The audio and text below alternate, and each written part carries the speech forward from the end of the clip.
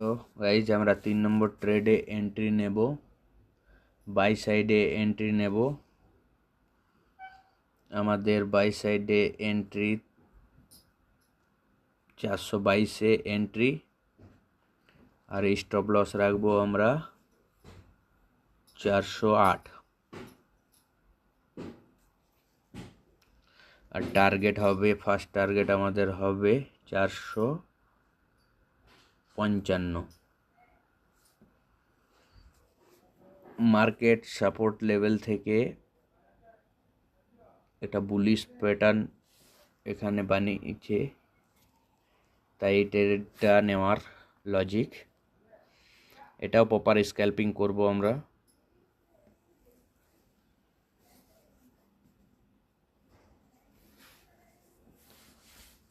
এই trade success হলে আজকের আমরা ট্রেডিং ক্লোজ করে দেব। Per day 3 trade.